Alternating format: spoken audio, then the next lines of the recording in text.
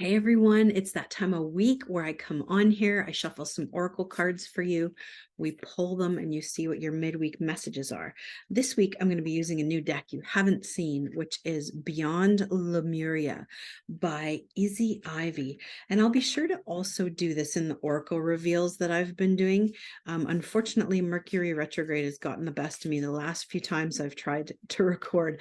The screen hasn't recorded, the audio's cut out, all those different things. So I'm just taking it as a sign that we'll just delay that project and we'll do that a little bit later. But in the meantime, I'd like you to choose number 1, 2, or 3, whatever resonates the most with you. And let's get to your midweek messages. Now, this deck I quite enjoy because it's very mystical and magical, and the artwork on it is just absolutely stunning. Now, I do love this one for you guys. If you chose number 1, the card that you got is She of the Lotus. Isn't that stunning? And when I ask Spirit to give me a little bit more guidance around this card and what it means to you that's listening, it's really about coming into your confidence, coming into that beautiful lotus and opening up and blooming and blossoming, really owning who you are and walking it with a certain level of confidence that you see other people and you, oh, I'm a little bit envious of that. Well, take it and own it. Just do that. Know that people see you just as magnificently as you see them. And this is coming in as that reminder that what you water, what you plant, and what you nurture grows. So plant that confidence, plant that beauty within yourself, and tell yourself those beautiful stories and amazing messages so that everything that you're going to do is going to come from this beautiful place of growth, this beautiful place of confidence. Okay, so I really want you to remember that message this week and use it for the rest of your week.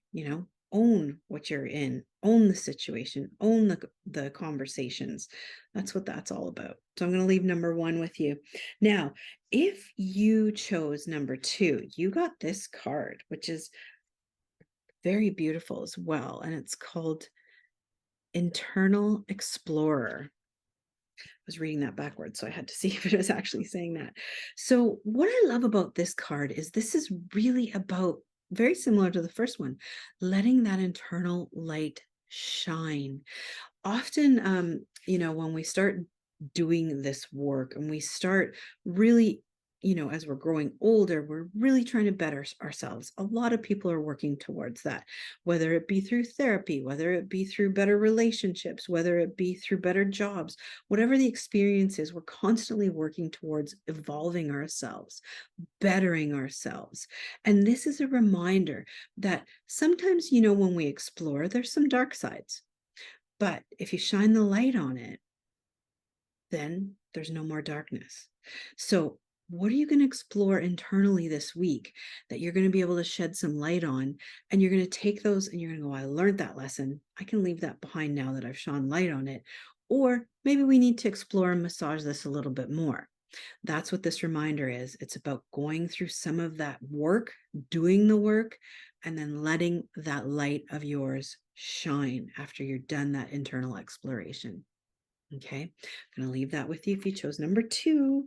Now, number 3, it's almost like they go together in a sentence. You guys got the word surrender.